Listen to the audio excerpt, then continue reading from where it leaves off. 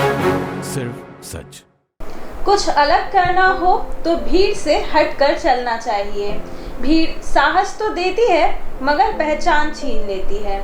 गुलजार साहब की इन पंक्तियों का जीवंत उदाहरण आज हमें देखने को मिला है। जिस उम्र में बच्चों को बोर्ड्स एग्जाम्स की टेंशन होती है और उन्हें यह समझ नहीं आता कि आगे की पढ़ाई किस सब्जेक्ट को लेकर करना चाहिए, उस उम्र में सारा ने एक बुक लिख डाली। यही नहीं, हाल ही में उन्होंने कथक से प्री ग्रेजुएशन का डिप्लोमा कंप्लीट किया है। नमस्ते, मैं हूँ सृष्टि चौरसिया और आप देख रहे हैं द त्रिकाल। जी हाँ, आज हमारे साथ है सारा त्रिपाठी, जिनकी लिखी हुई book what lies with in की लोग तारीफ करते नहीं थकते। आइए सारा से ही जानते हैं इस बुक की कहानी।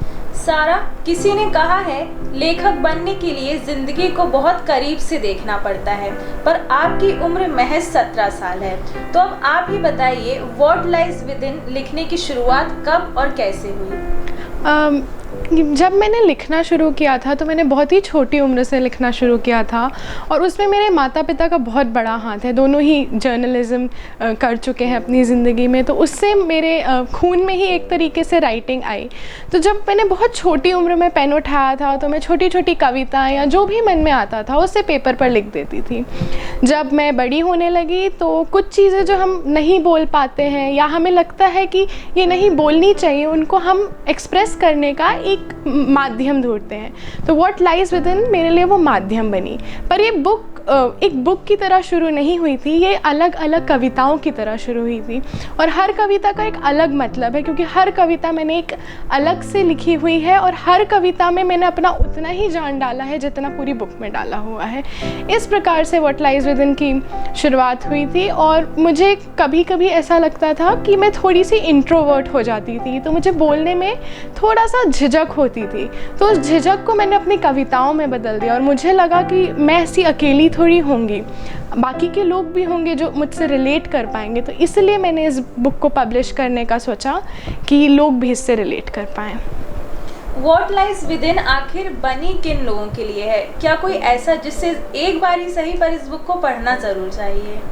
व्हाट लाइज विद इन एक तरीके से ऐसी कविताओं का संग्रह है जो ज़िंदगी की आपको हर कठिनाई को बताएगी कि कैसे कभी कभी हम दुनिया की नोक झोंक में अपने आप को खुद को भूल जाते हैं और हमें जो आशा की जो किरण होती है वो दबने लगती है। तो इस बुक की शुरुआत कुछ इस तरीके से होती है जो हमारी ज़िंदगी के कठिन पल, डार्क मोमेंट से शुरू होती है और अंत में हमें जो वो ज़िंदगी का सिल्वर लाइनिंग होता है कि दिन के अंत में अगला दिन तो नया ही होगा, उसके लिए है। तो अगर कोई इंसान बहुत ज़्यादा निराश है या अपनी आशा और उम्मीद खो चुका है, उस इंसान को ये बुक एक बार ज़रूर पढ़नी चाहिए, क्योंकि ज़िंदगी कठिन है पर उतनी ही ज़्यादा रंगीन है अगर आप ध्यान से देखें तो।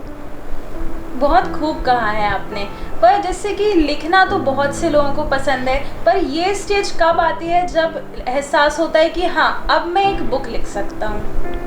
तो मैं लिख तो बहुत छोटी उम्र से रही हूँ, पर मुझ में वो एक इनसिक्योरिटी की भावना थी कि मैं इसको किसी को दिखाऊं कि नहीं, कोई पढ़ेगा कि नहीं।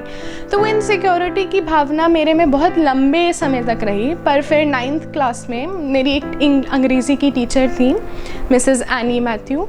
उनने मेरी ज़िंदगी में मुझे मेंटर करने में उनका सबसे बड़ा हाथ है, क्योंकि अगर उनने मुझे वो हल्का सा जो पुश होता है नहीं दिया होता तो आज व्हाट लाइज विद इन यहाँ नहीं होती। तो उनने मुझे इतना इनकरेज किया और उनने मुझ में कहा कि तुम में टैलेंट है और तुम जो लिखती हो उससे तुम दूसरों की मदद कर पाओगी, क्योंकि ये ऐसी चीज़ें हैं जो हम सब अंदर फील करते हैं पर सब कोई एक्सप्रेस नहीं कर पाता। तो व्हाट लाइज विद इन एक ऐसी कविता का संग्रह है कि आप समझ लीजिए कि मैंने अपने आपके इमोशंस को मेरी पेन से लिखा हुआ है और मेरी पेन से संवारा है।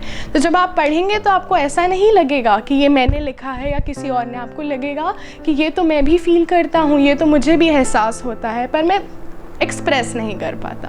तो इस तरीके से इसका वो हुआ। इसका मतलब हर किसी को ये बुक एक बार तो ज़रूर पढ़ना चाहिए। जी बिल्कुल। सारा, मैंने सुना है the more you read the more you right, तो पढ़ना लिखने को कितना इम्प्रूव करता है? मेरे हिसाब से पढ़ना और लिखना जैसे समझ लो चाय और बिस्किट की जोड़ी है, दोनों साथ में ही जाता है। मैंने शुरुआत पढ़ने से ही की थी और अगर आप ने पढ़ा नहीं होगा तो आपके पास जो शब्द संग्रह या वोकैबुलरी होती है वो नहीं होगी लिखने के लिए, तो आप लिखना चाहेंगे भी तो शब्द आपके पास आएंगे नहीं। तो जब मैंने पढ़ना शुरू किया तो शब्द मेरे पास खुद आने लगे, या मैं कभी कोई चीज़ किसी किताब में ऐसी पढ़ती थी जो अगर एक लाइन की हो और मुझे मन करता था कि इस लाइन में तो इतना विस्तार है कि इसको मैं एलैबोरेट कर सकती हूँ, तो उस हिसाब से मैंने कविताओं को जन्म दिया। कभी किसी पंक्ति से, कभी किसी चीज़ से, कभी कुछ ऑब्ज़र्व कर लिया। तो पढ़ना और लिखना तो चाय बिस्किट की जोड़ी है, हाथ हाथ में जाती है। सर, आपका एक्नॉलेजमेंट पढ़कर मुझे ये एहसास हुआ कि सिर्फ बुक लिख देना ही सब कुछ नहीं है, तो आखिर एक बुक को पब्लिश करने में क्या प्रोसेस होती है? मैंने इस बुक पर लगभग 6 से 8 महीने तक काम किया, और उससे भी पहले मैं ये कहना चाहूँगी कि this book was years in the making, मतलब ये सालों में लिखी गई है, क्योंकि हर कविता मेरी ज़िंदगी के किसी मोड़ पर लिखी गई या किसी पल पर लिखी गई, और फिर मैंने उसको कंपाइल करके एक बुक के रूप में प्रस्तुत किया।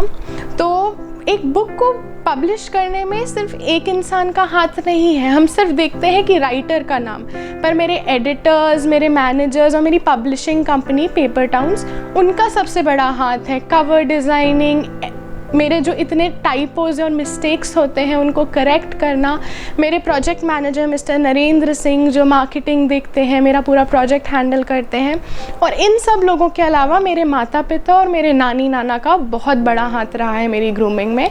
क्योंकि जब कोई बच्चा या बचपन में कहता है कि मुझे राइटर बनना है तो हम उसको इनकरेज करते हैं, पर मेरी उम्र में आके कहता है तो हम उससे कहते हैं कि ये तो इतने एम्बिशियस सपने हैं, अपना करियर सिक्योरिटी देखना ज़रूरी है। मेरे माता पिता ने मुझसे कभी ये नहीं कहा। उनने कहा कि तुम में अगर टैलेंट है और तुम ये कर सकती हो तो तुम्हें इस पे गिव अप नहीं करना चाहिए, और उन्होंने मेरी हमेशा हर सहायता की, चाहे वो लिखने से हो या पढ़ने से हो, चाहे मुझे कितनी भी महंगी या कितनी भी कलेक्टर्स एडिशन बुक चाहिए हो। और उसके अलावा मेरे नाना नानी ने, जो एक तरीके से समझ लीजिए मेरे लिए मम्मी पापा से भी ऊपर है, क्योंकि मेरी नानी बहुत ज़्यादा साहसी और बहुत स्ट्रॉन्ग वेमेन है, और उन्होंने मुझे भी वही सिखाया कि साहस हो तो किस चीज़ से डरना। तो इसीलिए मतलब सिर्फ मेरा नाम तो सिर्फ इस बुक के ऊपर है, पर अगर देखा जाए तो हर इंसान जिसने मेरी ज़िंदगी में मदद की है उस इंसान ने इस बुक में बहुत कुछ दिया है। तो आज हमारे साथ थी सारा त्रिपाठी, जिन्होंने अपनी book what lies with in की जर्नी शेयर की। तो इसी तरह की वीडियो के लिए देखते रहिए द त्रिकाल। इस वीडियो को लाइक करें और कमेंट सेक्शन में अपनी राय शेयर करें। धन्यवाद।